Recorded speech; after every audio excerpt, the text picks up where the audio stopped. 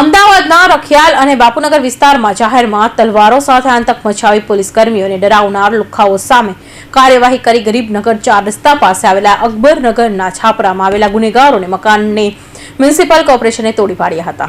અમદાવાદના રખિયાલ અને બાપુનગરમાં આતંક મચાવનાર ગુનેગારોની સામે કડક કાર્યવાહી બાદ હવે પૂર્વ વિસ્તારમાં આવેલા વધુ એક ગુનેગારોના ઘર ઉપર હથોડા ચલાવવાની કાર્યવાહી શરૂ કરવામાં આવી છે, જેના ભાગરૂપે આજે ગુરુવારે બાપુનગર અને રખિયાલ પોલીસ સ્ટેશન વિસ્તાર કુખ્યાત ગુનેગાર એવા સિતારા બાનુના 2 માળના 2 ગેરકાયદેસર મકાનો તોડી પાડવાની કાર્યવાહી હાથ ધરવામાં આવી છે। બાપુનગર અને રખિયાલ વિસ્તારમાં કુખ્યાત ગુનેગાર સિતારા બાનુના રખિયાલ વિસ્તારમાં આવેલા 2 માળથી મોટા 2 ગેરકાયદેસર મકાન પર આજે હથોડો ચલાવવામાં આવ્યો છે। પૂર્વ ઝોનના એસ્ટેટ વિભાગની ટીમ દ્વારા ચુસ્ત પોલીસ બંદોબસ્ત સાથે આજે ગુરુવારે સવારે બાંધકામ તોડવાની શરૂઆત કરવામાં આવી છે। કોર્પોરેશન દ્વારા સર્વે કરી અને જે 18 તારીખે બનાવ બન્યો હતો એ કામનો એક આરોપી સર્વર કડવો છે, એનું મકાન છે, પાકું મકાન છે અને ગેરકાયદેસર બાંધકામ કરેલું છે, જે બાબતે કોર્પોરેશને પોલીસ પાસે બંદોબસ્ત માંગ્યો છે અને આજે પોલીસે ડિમોલેશન માટે બંદોબસ્ત આપ્યો છે અને ડિમોલેશનની કાર્યવાહી ચાલુ થઈ રહી છે।